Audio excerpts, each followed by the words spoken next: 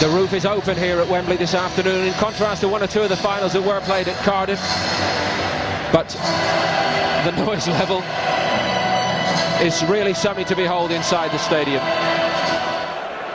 King again in there. John Terry's got to mark him this time. One at the back post by Chimbonda, off the top of the crossbar. And another scary moment for Chelsea.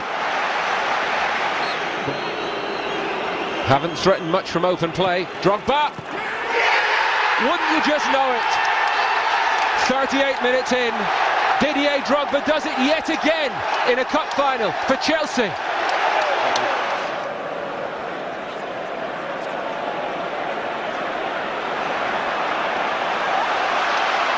A rare thing. Michael Essien has just given the ball away. Can Aaron Lennon punish him? It's still a bit more like it from Lennon. Room here for Huddleston on the back post. Frantic appeals for a penalty on that side against Wayne Bridge. And he's given it. Well,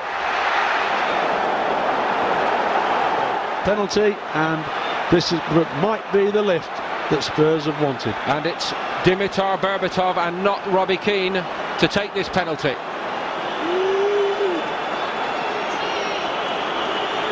Is this the moment for Tottenham Hotspur? 1-1, 69 minutes on the clock. It didn't look like coming in truth.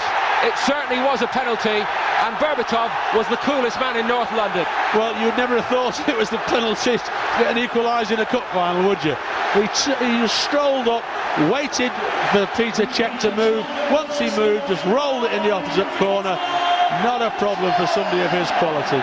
Wonderful goal. And to be fair, the assistant referee over that far side of the pitch, brave decision, but for me it was the correct decision. Flag has stayed down. Is this the moment for Didier Zakora and Tottenham Hotspur? What a block by Cech. Zakora has missed the second chance. And Peter Cech, no question, has saved Chelsea. A free kick and a penalty so far have been the routes to goal. Genius with this free kick for Tottenham. Woodgate! It drops in, and Tottenham Hotspur go in front, and Jonathan Woodgate in one of his first ever games for Tottenham Hotspur. Can you believe it? It's fairy tale stuff, and Tottenham have turned it round and lead in extra time. Well, Peter Cech will be disappointed with himself, but to be fair, Genis has delivered a couple of good balls in during the game. We've been commenting on the lack of quality from crosses from Tottenham, but this ball's whipped in there. Cech comes for it. Certainly Drogba thinks Cech's going to get it, but he just gets the slightest of nicks here, Jonathan, just in front of Peter Cech. And where we see it, Nesson, no real power, but does it matter? It doesn't matter in a cup final. That's in the back of the net. Drogba leaves it for Cech. Cech just gets ahead of him. I mean, it's a little 1-2 off the keeper. Woodgate, Cech, Woodgate, 2-1. What a time to score your first goal for your new club.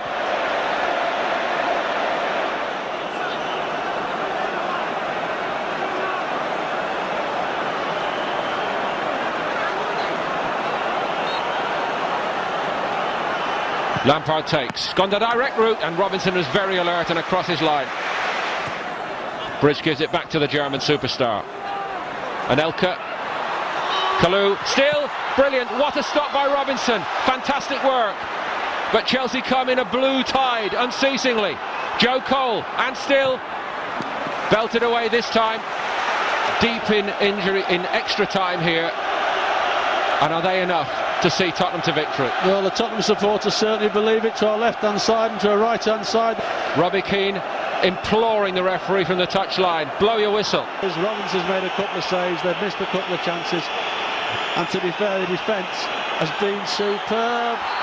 Is the time? The whistle has gone. It won't count even if it goes in, because Mark Halsey has called it to an end, and Tottenham Hotspur have come from behind to beat Chelsea and lift the Carling League Cup. It was no great game, but it is the most dramatic comeback by Spurs, and who knows, it might signify a much bigger comeback for the club. And For so long today it looked like Chelsea's day. From the moment that Didier Drogba, from a set piece admittedly, found the way through for Chelsea to put them in front. And Chelsea never squander a lead when they get in front today. Well, today it happened. It took Tottenham an awfully long time, but when Wayne Bridge handled, Berbatov held his nerve, and then John Woodgate, in extra time, the most unlikely goal-scoring hero imaginable. But he is the man who has created these scenes of joy for Tottenham, their players, the support here in the stadium at Wembley, and all the many more watching with us around the world, who began to lose faith that Tottenham would ever be back at the top table in English football. All the extra training that this man Ramos is alleged to have put into the routine at Spurs may have paid off, because they did keep going right to the very end of extra time. Robbie Keane wasn't on the field when the final whistle blew, but what a contribution from him, and how they love him, and how long he has waited to win a major medal in his career in English football. No, it's fantastic scenes down there, it really is. Across London this evening, and the smiles are all on Tottenham faces, and the stage belongs to them too. Jonathan Woodgate, nominated as man of the match, ahead of even King and one or two of his fellow defenders. Well, he's probably swayed it with him scoring the winning goal, I would think, but certainly for me, Ledley King and him were the two best players for Spurs. I thought they were magnificent throughout. You know, Drogba can be a problem at any stage to you. They also had to deal with Anelka at times, you know. So they dealt with everything that came in the box. I only remember Ledley King making one mistake, and thankfully Paul Robinson pulled him out of that one. But apart from that, considering he's hardly played this year, they've spent probably 6 weeks trying to get him ready for this game. It's paid off for the club. They've finished up with the trophy. He looked at times, as I say, towards the end of the game, that he was really struggling, and that's maybe why Ramos brought on Kabul to make sure they had 3 at the back to try and give him a little bit of extra help. But it all worked out for Ramos. What a start for him with his Tottenham career. And there's the lad. He's managed to walk those 202 steps, but he looks to be limping a little bit to get there. And Robbie Keane did say, while King was out of the side, if it is to be Tottenham's day, one way or another, it will be Ledley King who will receive the trophy. But how much better for him that he's played such a big part in it for his side today. The 2008 Carling League Cup winners are Tottenham Hotspur.